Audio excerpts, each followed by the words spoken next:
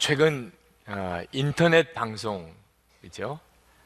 낙곰수라고 아마 여러 번 여러분도 들어보셨을 겁니다. 그 낙곰수에 대해서 김동호 목사님이라고 하신 목사님이 비판적인 언급을 하신 것 때문에 아주 곤혹을 치르신 이야기를 들었습니다. 이 낙곰수라는 방송이 젊은이들에게 또 많은 사람들에게 관심을 끌고 있는 것은 우리 사회 가운데 감추어져 있는 거짓된 것이 있는 것을 어떻든지 들춰내려고 그래서 빛 가운데 다 드러내려고 또 평소에 하지 못했던 말들, 울분에 차 있었던 이야기들을 용감하게 아주 있는 그대로 속 시원하게 다 이야기를 하는 것 때문에 상당한 인기를 끌고 있다고 합니다.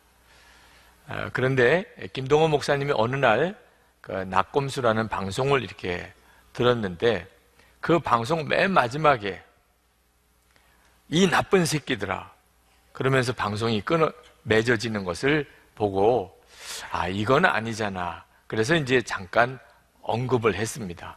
김동호 목사님 개인적으로 거짓은 드러나야 하고 해야 할 말은 반드시 해야 하는 것에 대해서는 개인적으로 동의한다고 하시면서 그러나 아무리 화가 나고 분통이 터져도 그런 식으로 말을 하면은 안 되는 거 아닌가.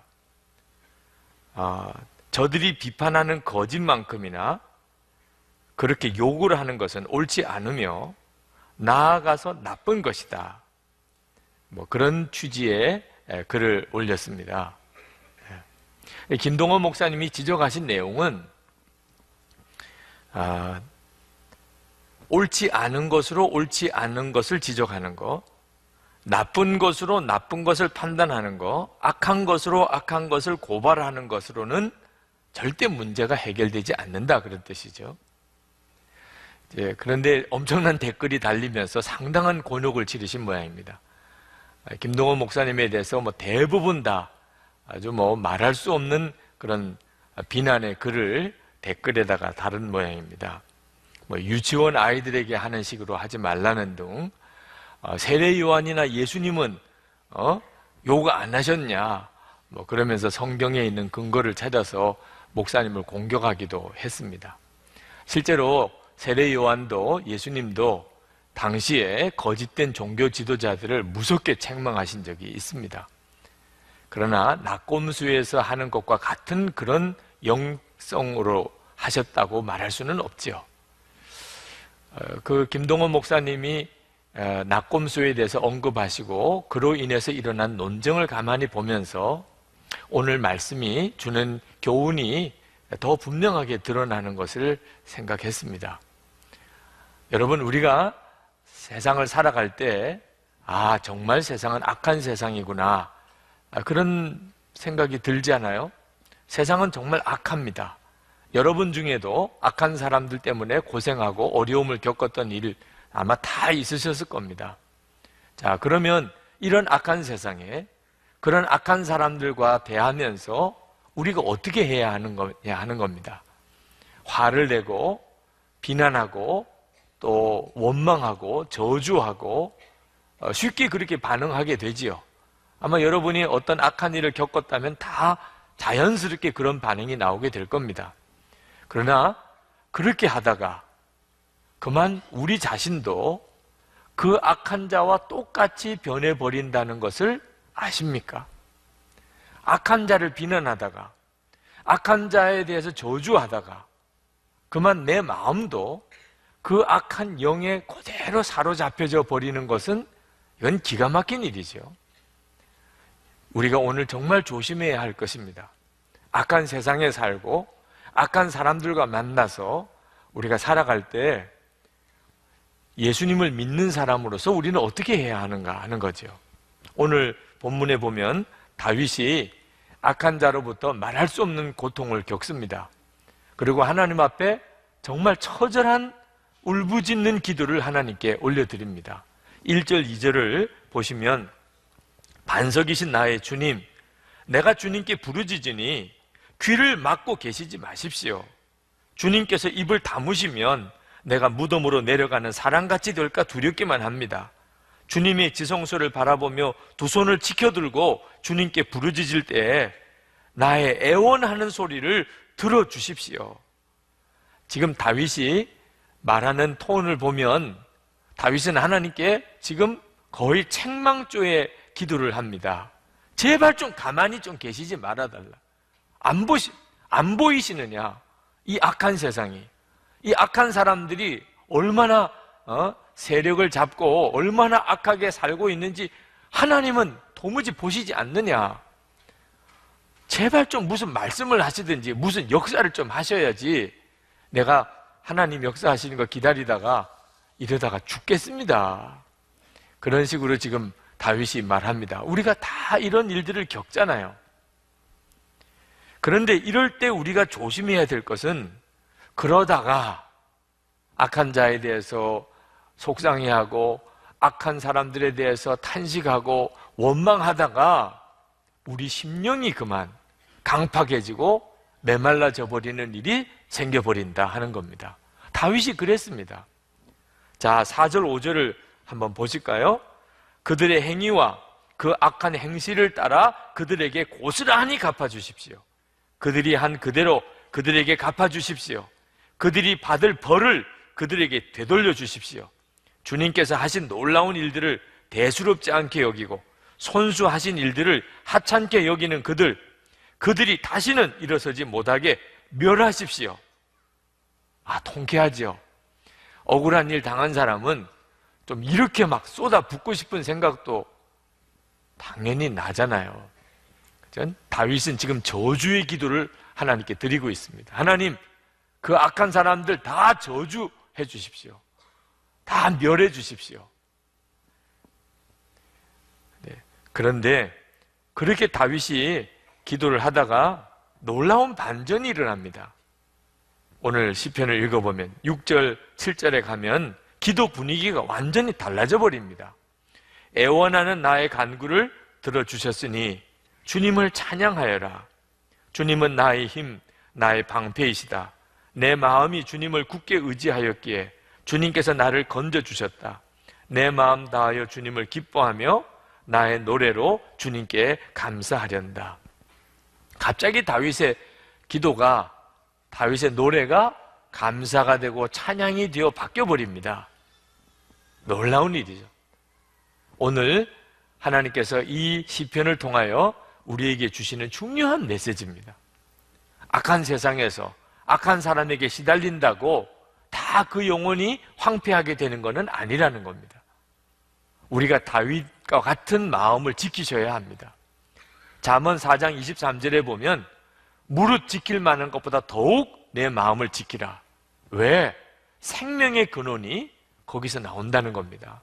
여러분의 마음이 생명의 근원이라는 겁니다. 그런데 우리가 악한 사람을 만나고 악한 일을 겪다 보면 내 마음 속에 악한 자를 품고 악한 일을 품고 억울한 생각을 품고 원망과 저주를 품고 살게 될 수 있다는 거죠. 독약을 먹으면 사람이 죽듯이 마음에 이 원망, 저주, 악한 것을 품으면 그 인생은 그렇게 말라버리게 되는 것입니다. 넬슨 만델라, 남아프리카 대통령을 지내신 분이죠. 그분이 남아프리카 공화국의 인종차별 정책을 폐지해야 된다고 하는 그런 운동을 하다가 감옥에 갇혀서 종신형을 받았습니다. 정치범이죠. 그런데 27년 동안 채석장에서 말할 수 없는 정말 무서운 형벌의 시간을 보내고 그가 추록을 하고 그리고 남아프리카 공화국의 대통령이 됩니다. 노벨 평화상도 받죠. 세계 인권 운동가의 상징적인 존재가 되었습니다. 그가 남아공의 대통령으로 취임하게 될 때 그는 참 놀라운 일을 했습니다. 자기를 교도소에서 간수로서 그렇게 괴롭히던 그 사람들을 내빈으로 초청을 한 겁니다. 대통령 취임식 날. 미국의 대통령이었던 빌 클린턴 대통령이 이 넬슨 만델라를 만나서 그때 이야기를 했습니다. 그 사람들이 밉지 않았습니까? 어떻게 그 사람들을 초청할 수 있었습니까? 그때 넬슨 만델라가 미웠지요. 정말 미웠지요. 그런데 어느 날 채석장에서 정말 힘들게 돌을 깎는 중에 간수들을 이렇게 보았습니다. 저들이 내 모든 것을 다 앗아갔어요. 자신의 모든 것을 다 빼앗아 갔습니다. 단 하나만 빼놓고, 그것은 자기 마음이에요. 자기 마음 외에는 다 뺏어갔는데, 내가 내 마음까지 뺏기면 안 되겠구나 하는 생각을 했답니다. 그래서 그때 그 간수들을 저주하는 마음을 버렸다는 거예요. 그 간수들을 미워하는 생각을 버렸다는 거예요. 왜? 그 간수들을 미워하고 저주하면 자기 마음도 지옥이 되어버리니까. 그때 빌 클린턴 대통령이 당신이 추록할 때 그러면 그 사람들에 대한 증오심이 다시 일어나지는 않았습니까? 그때 넬슨 만델라가 그랬다 그래요. 자기가 추록할 때 다시 그 간수들에 대해서 지난 27년 동안 자기 생애 전부입니다. 그걸 다 감옥에서 썩도록 그렇게 만들었던 그 사람들에 대한 증오심이 마음에 일어났었다는 거죠. 그런데 생각해 보았답니다. 내가 이제 감옥에서 나가는데 자유인이 됐는데 내가 그 사람을 여전히 증오하면 내 마음만큼은 여전히 감옥 속에 있는 거잖아. 그래서 그가 그 사람들을 저주하려고 하는 마음을 완전히 버렸다. 미워하는 마음을 버렸다. 그래서 그가 대통령 취임식 때 그 간수들을 내빈으로 초청해서 대통령 취임식 자리에 앉아있게 하였다는 거죠.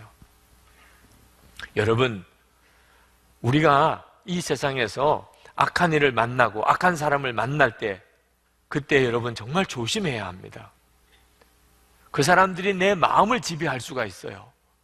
그 악한 사람을 생각하고 그 사람들을 원망하고 그 사람들을 미워하다가 나도 모르게 그 사람들을 닮아가 버리는 겁니다. 이것보다 끔찍한 일이 어디 있겠습니까? 정연이라고 하는 시인이 그가 원수를 사랑하라는 시를 썼습니다. 원수를 사랑하라, 원수를 사랑하여라. 무슨 말씀입니까? 이 무슨 말씀입니까? 내게는 그리도 엄격하시면서 어찌 내 원수에게 그리 관대하십니까? 보아라, 나와 함께 하는 것아, 내가 원수와 똑같은 얼굴이 되는 것을 나는 참을 수가 없구나. 여러분, 세상에 살다가 악한 일 만나고 악한 사람 만나고 기가 막힌 일 겪고 그러는 동안에 여러분 얼굴이 여러분이 그렇게 미워하고 원망하던 그 악한 사람하고 비슷해지지는 않았습니까? 우리가 미워하면서 닮는단 말입니다. 묵상하는 것이 결국 내 삶이 된단 말이에요. 여러분이 지금 마음에 품고 있는 것이 미워하는 사람, 원망하는 것, 억울한 일, 그것을 지금 마음에 품고 있지는 않습니까? 이것처럼 비참한 일은 없는 겁니다. 다윗은 악한 자들로부터 말할 수 없이 시달리면서도 마음이 완악해지지는 않았습니다. 그건 놀라운 일입니다. 어떤 사람은 이 다윗의 시편에 나오는 다윗의 저주하는 기도 유명합니다. 어떤 분은 이 시편을 읽으면서 야, 다윗도 이렇게 기도했잖아. 저주하고 복수해달라 그러고 그 사람들을 완전히 파멸시켜달라 그러고 끔찍한 저주의 기도가 앞으로 나올 겁니다. 다윗이 그렇게 기도했기 때문에 그렇게 기도해도 된다고 생각하는 분들이 계십니다. 다윗도 사람인지라 어떤 기가 막힌 어려운 일을 겪을 때는 마음에 분노도 일어나고 원망도 일어나고 저주하는 마음이 일어났던 것은 사실입니다. 그러나 항상 다윗의 기도가 변화되어서 어떻게 바뀌었는지를 보셔야 되는 겁니다. 그 원망과 저주를 품었기 때문에 응어리가 풀렸느냐? 여러분, 누구를 저주하니까 응어리가 풀립니까? 그렇지 않습니다. 저주하고 원망하고 분노하다가 내 얼굴도 마귀의 얼굴이 되어가는 것입니다. 이 다윗이 원수를 향하여 하나님께서 안갚음해달라고 그렇게 정말 저주의 기도를 드린 적이 있습니다. 그렇지만 다윗의 마음이 거기에 묶여있지 않았습니다. 다윗에게 있어서 정말 저주하고 원망을 품을 만한 사람이 있다고 한다면 대표적인 사람이 사울왕이죠. 사울왕은 까닭없이 다윗을 죽이려고 쫓아다녔으니까. 다윗이 사울왕을 저주하는 마음만 품고 있었다면 그는 죽일 수 있을 때 사울왕을 얼마든지 죽일 수 있었습니다. 그러나 두 번이나 사울왕을 살려주지요. 이미 해결되었습니다. 다윗의 마음속에 사울왕에 대한 저주 해결됐습니다. 하나님께 맡겼습니다. 그 사울왕을 살려주고 난 다음 얼마 안 있어서 이제는 나발이라고 하는 사람에 대해서 다윗이 불같이 화가 난 적이 있었습니다. 사실 다윗의 군사들 때문에 나발이 생명을 보존할 수 있었고 다윗이 그 영역 안에서 그 나발을 그리고 그 양떼들, 짐승떼들을 다 지켜주고 있었죠. 다윗이 힘들 때 자기 병사들에게 먹을 것을 좀 지원해 달라고 요청했을 때 나발이 정말 저주 받을 만하게 다윗을 무시하고 멸시하고 했습니다. 다윗이 정말 피가 거꾸로 도는 것 같았어요. 그래서 나발을 죽이려고 갔습니다. 죽이고 싶었어요. 가는 길에 아비가일이라는 여인을 만나고 다윗이 마음을 바꿉니다. 아, 내가 지금 잘못된 마음을 품고 있구나. 내가 복을 받을 마음이 아니구나. 이 사람을 미워하고 죽이려고 하는 마음이 이게 축복의 마음이 아니구나. 그리고 바꿉니다. 그리고 깨끗하게 돌아섭니다. 나중에 하나님이 나발을 스스로 하나님이 처리하셨지만 다윗은 마음으로 해결을 보았습니다.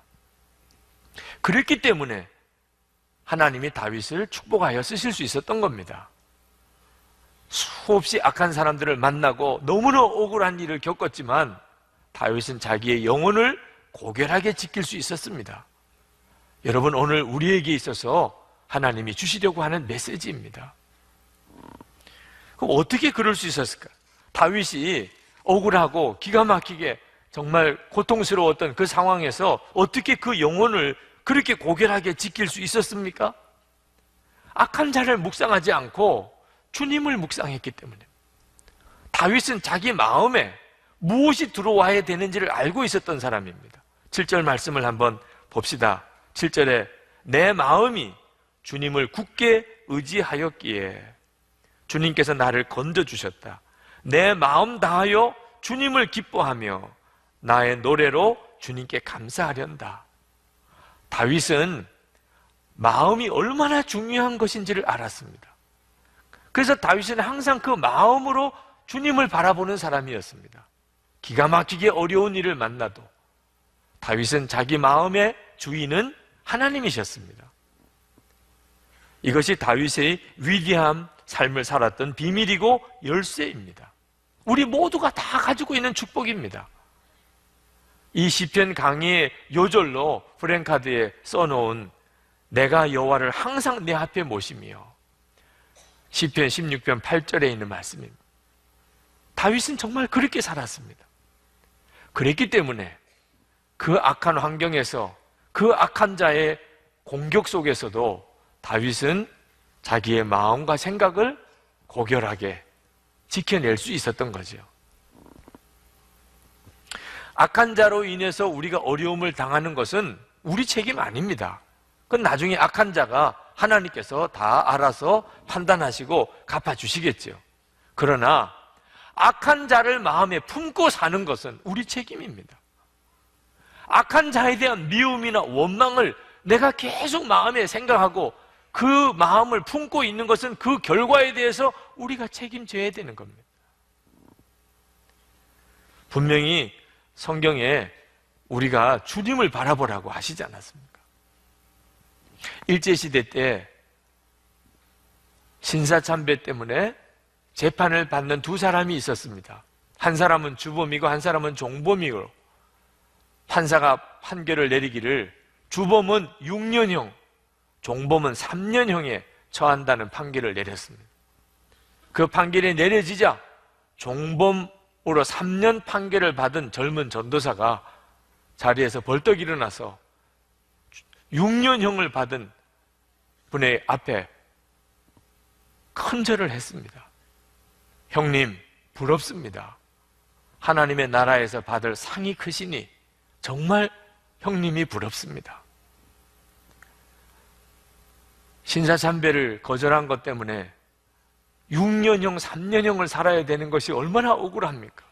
너무나 불의하지 않습니까? 그런 상황에서 영혼을 고결하게 지킬 수 있다. 놀라운 일이지 않습니까? 그런데 얼마든지 그렇게 할 수 있단 말입니다. 악한 자에게 악한 일을 당한다고 해서 나도 덩달아 악해질 이유가 없다고 말입니다. 넬슨 만델라가 그렇게 자신의 마음을 고결하게 지킬 수 있었기 때문에 그는 27년 감옥살이 하고 나와서 더 위대한 삶을 살았습니다. 그는 남아공의 대통령이 되고 그렇게 꿈꾸던 인종차별 정책을 다 남아공에서 이제 사라지게 만들고 그가 노벨 평화상도 수상했습니다. 어떻게 그럴 수 있었냐 하는 거죠. 사람인데 어떻게 그럴 수 있었냐. 그가 자신의 자서전에 그렇게 썼습니다. 길고도 긴 감옥 생활 중에 하나님께 늘 감사했고 하늘을 보고 감사하고 땅을 보고 감사하고 물을 마시며 감사했고 음식을 먹을 때도 감사했고 강제 노역을 할 때도 감사했다는 겁니다. 넬슨 만델라의 그 위대한 정신은 항상 하나님을 바라본 겁니다. 눈앞에 되어지는 일을 보고 자기 옆에 있는 악한 사람을 바라보면 자기 마음도 지옥같이 바뀌는 거죠. 그런데 늘 하나님을 바라보았기 때문에 그런 형편에서도 늘 감사했고 그래서 그 마음이 지켜졌고 결국은 그는 위대한 일을 해낼 수 있었던 거죠. 우리가 정말 바라보아야 될 것은 하나님입니다. 그러면 어떤 형편에서도 감사가 나오고 찬양이 나옵니다. 8절, 9절 말씀을 보실까요? 주님은 주님의 백성에게 힘이 되시며 기름 부어 세우신 왕에게 구원의 요새이십니다. 주님의 백성을 구원하여 주십시오. 주님의 소유인 이 백성에게 복을 내려 주십시오. 영원토록 그들의 목자가 되시어 그들을 보살펴 주십시오. 하나님은 살아 계십니다. 다윗이 생각할 때는 도대체 하나님 말씀을 좀 해보세요. 하나님 듣기는 하시는 겁니까?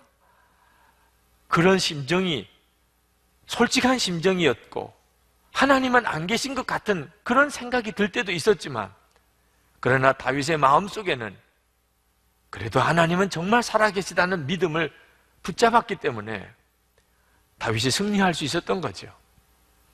오늘 여러분들도 지금 여러분의 처지가 기가 막히게 힘들고 어려운 처지에 있다 하더라도 이 시편 28편 8절 9절의 기도를 여러분의 기도를 삼아 보십시오.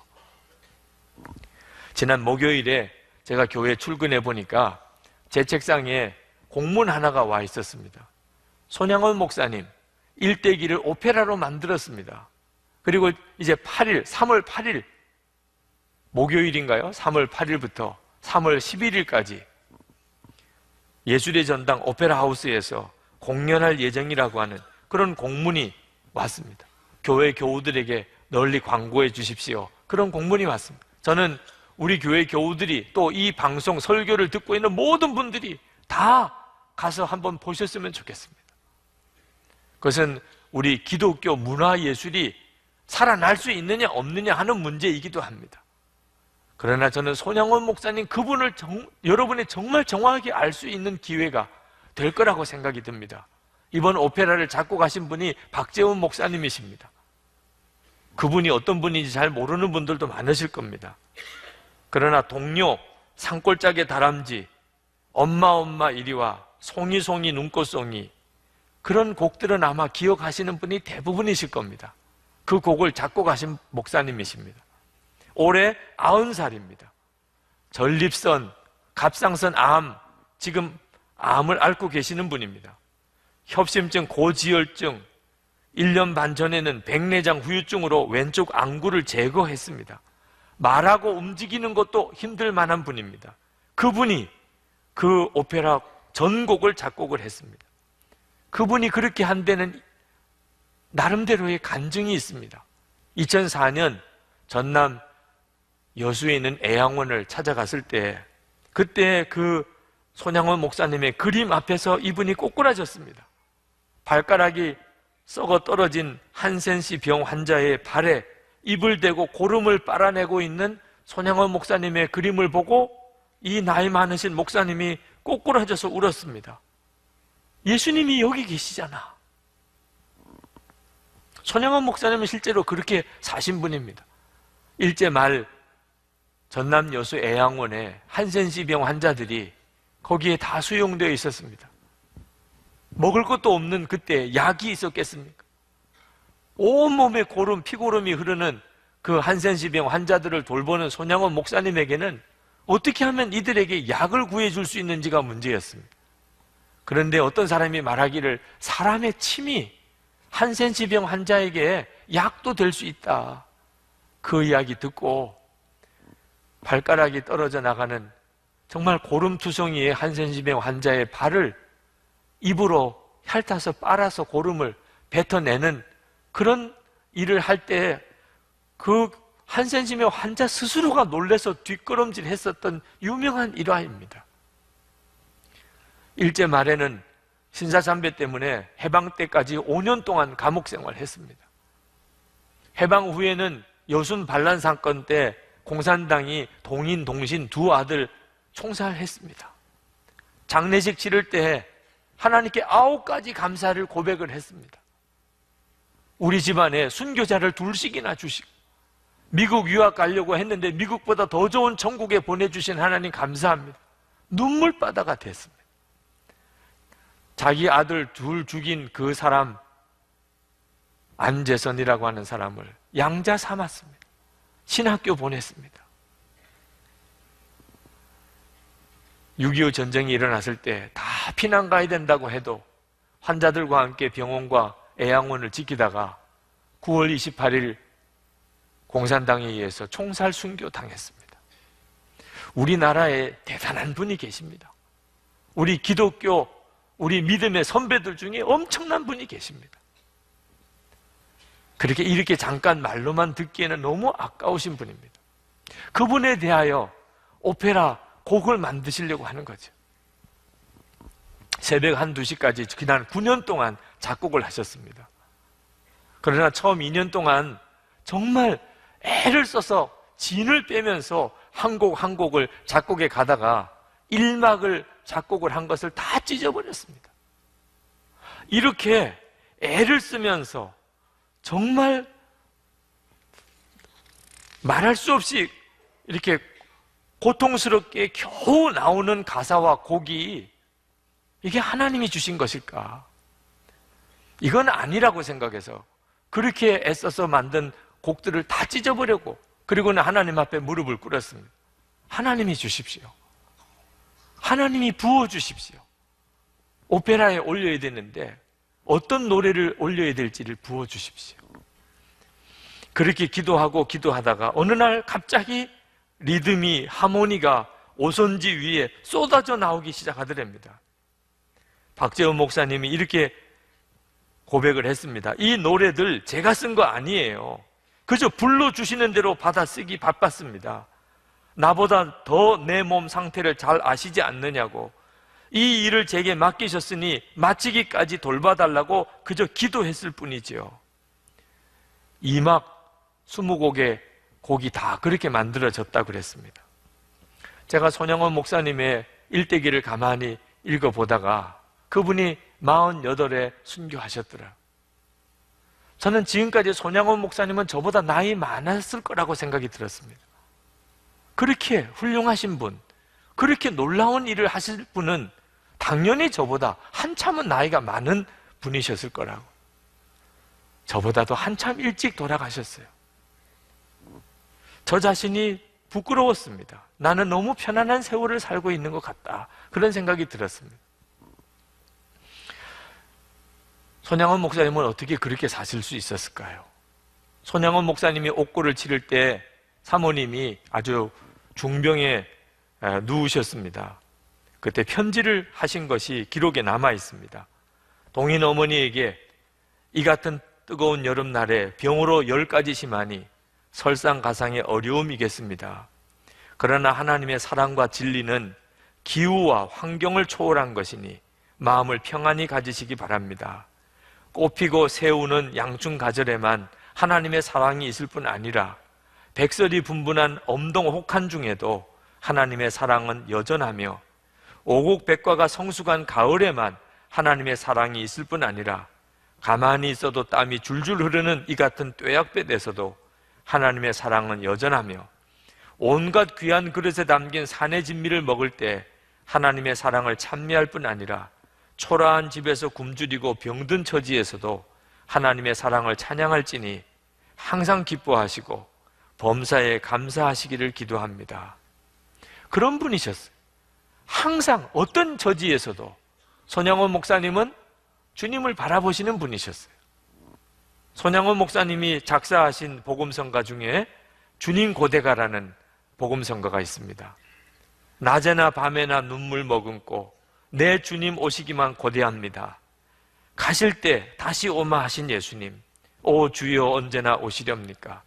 고적하고 쓸쓸한 빈 들판에서 희미한 등불만 밝혀놓고 오실 줄만 고대하고 기다리오니 오 주여 언제나 오시렵니까?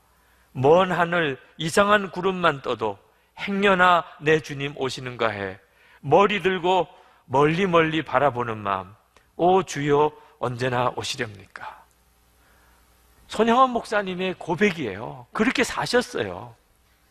그랬더니 그렇게 살 수 있었던 겁니다.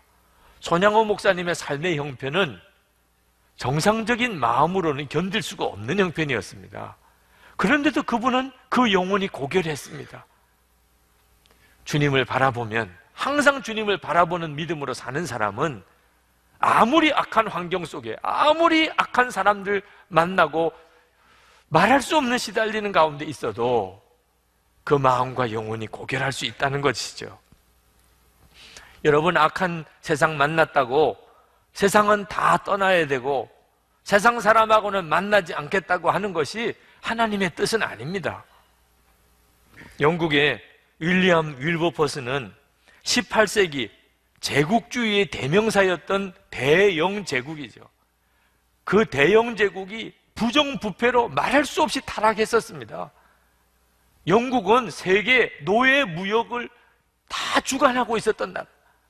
흑인들, 노예들을 만들어서 그걸 무역하고 사고 팔고 하면서 수많은 이익을 남겼던 정말 제국주의 나라죠.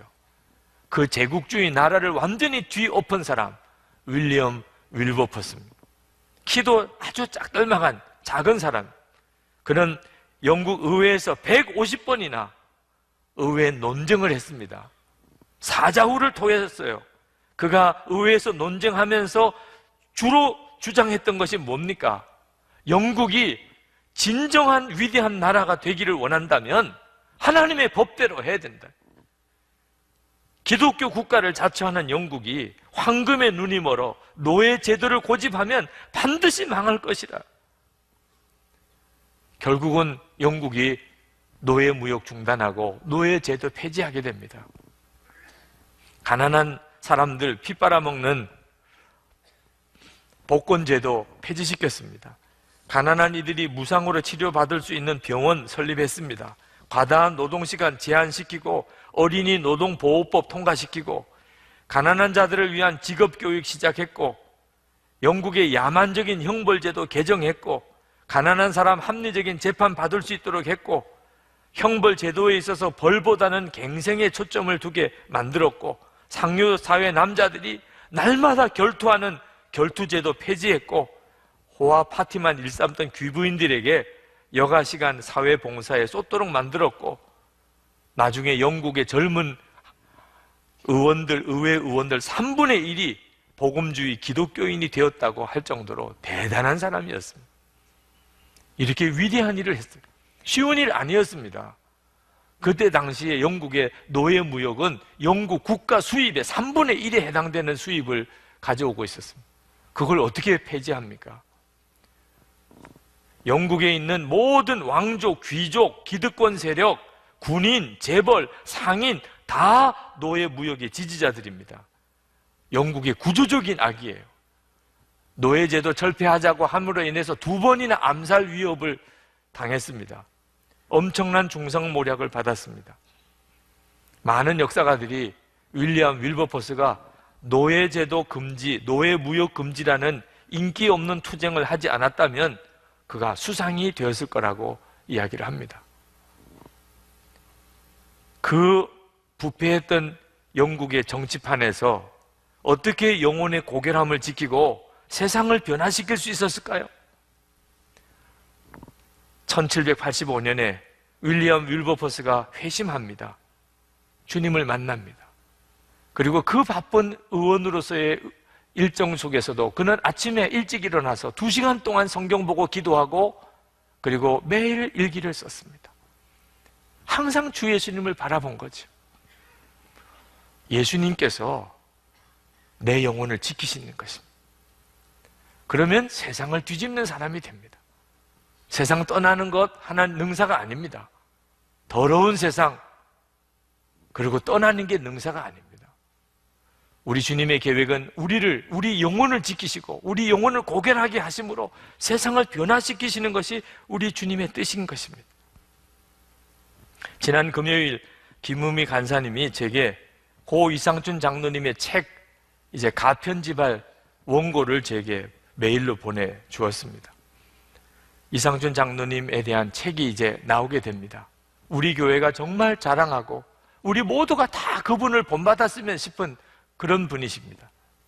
제가 이상준 장로님에 대해서 말씀드릴 시간은 너무 부족하니까 책이 나오시면 여러분들 한번 보시기 바랍니다. 우리 가까이에 그런 증인이 있었습니다. 환경 여건은 너무너무 어려웠지만 영혼은 아주 고결한 상태를 지켜내었던 분이 있었습니다. 그분은 평생 교도소에서 사역하셨습니다. 그분의 직장이 교도소였습니다. 그는 은퇴한 이후에 역시 교도소에서 자원봉사로 재수자들을 위해서 섬겼습니다.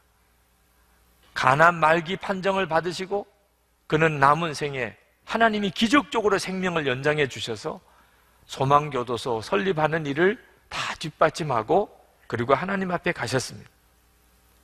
어떻게 보면 이상준 장로님은 평생 정말 죄 많은 곳에서 죄 많은 사람들하고 사신 분인지도 모르지요. 그런데 그분을 아는 사람들은 다 그를 작은 예수다 그렇게 말합니다. 책 속에 챕터 제목을 하나 뽑은 것이 기억나는데 천국 같은 교도소, 이게 말이 안 되는 제목이 그 책 속에 나옵니다. 그렇게 만들어냈어요. 없을 때는 대통령도 욕한다는데 서로 속상하면 그 사람 보기 싫다, 야단치고 싶다 이런 얘기를 할 수도 있잖아요. 그런데 이상춘 장로에게서는 한 번도 불평이나 불만을 들어본 적이 없어요. 다른 사람을 탓하는 경우를 본 적이 없습니다. 책 속에 나오는 어느 분이 이상춘 장로님에 대해서 증언한 겁니다. 이상춘 장로님이 간암에 걸린 후에 그 얼굴이 언제나 밝으니까 그를 만나는 사람들은 저 사람 간암 환자 맞아? 그랬을 정도로 항상 웃었어요. 언제나 여유가 있었습니다. 하나님 고쳐서 쓰시든지 이대로 쓰시든지 아니면 데려가십시오. 그는 그렇게 아주 정말 초연한 기도를 하나님께 드리고 놀라운 삶을 살고 가셨습니다. 매주일 예배 드리고 기도실에서 기도 받으시고 가셨어요. 한 번은 성령의 방언 은사를 받으시고 싶으시다고 하시더라고요. 간절한 마음으로 그렇게 하나님이 허락해 주시기를, 방언으로 기도할 수 있도록 허락해 주시기를 안수 기도해 드렸는데 방언은 받지 못하셨습니다. 그게 좀 서운하시기도 하셨던 모양입니다. 근데 제가 볼 때는 방언 굳이 받으실 것도 없으셨어요. 늘 마음이 예수님 그분으로 충만하신 분이셨어요. 그분이 하시는 말씀이 그대로 주님이 하시는 말씀들이셨어요. 예수님으로 늘 마음이 가득하신 분이셨습니다. 그래서 그분은 평생 교도소에서 사역하셨지만 그 마음은 언제나 고결하셨고 수많은 사람들의 인생을 바꾸셨습니다. 성도 여러분, 우리 주변에 그 악한 환경에서 말할 수 없는 악한 사람들 속에 시달리면서도 영혼을 고결하게 지킨 분들이 많습니다. 우리가 조심해야 합니다. 그렇지 않으면 우리 마음을 쉽게 뺏겨버립니다. 악한 자, 그 악한 자를 마음에 품고 살기 쉽습니다. 그 억울한 일, 정말 기억하기 싫은 일, 그 원망과 저주를 마음에 품고 나도 어느덧 내 얼굴이 그 악한 자처럼 되어버리고 내 영혼이 강팍해져 버리는 이런 비참한 처지에 빠지기 쉽습니다. 오늘 이번 주는 3.1절이 있는 주일입니다. 우리 민족을 바꾸는 일, 여러분, 악을 악하다고 말하는 것만 가지고는 문제 해결이 안 됩니다. 내 영혼이 정말 고결한 사람이 되어야 비로소 하나님이 우리를 통하여 세상을 바꾸십니다. 가정도 마찬가지고 여러분의 일터도 우리 교회도 이 민족도 정말 예수님만 오직 바라보는 사람을 찾고 있습니다. 오늘 이 시간 우리가 기도하실 때 하나님, 내가 받은 상처가 많습니다. 억울한 일도 많습니다. 어떻게 세상이 이런가 싶은 생각도 많습니다. 그러나 제가 그것을 묵상하는 자가 되지 않기를 원합니다. 저는 살아계신 주님, 주님을 제가 묵상하기 원합니다. 제가 주님을 바라보기 원합니다. 제 안에 제 마음과 영혼이 지켜지기를 원합니다. 생수의 강이 흘러넘치게 해주소서. 우리 다 같이 통성으로 기도하겠습니다. 할렐루야. 은혜와 사랑이 충만하신 아버지 하나님, 놀라우신 하나님의 은혜를 감사합니다.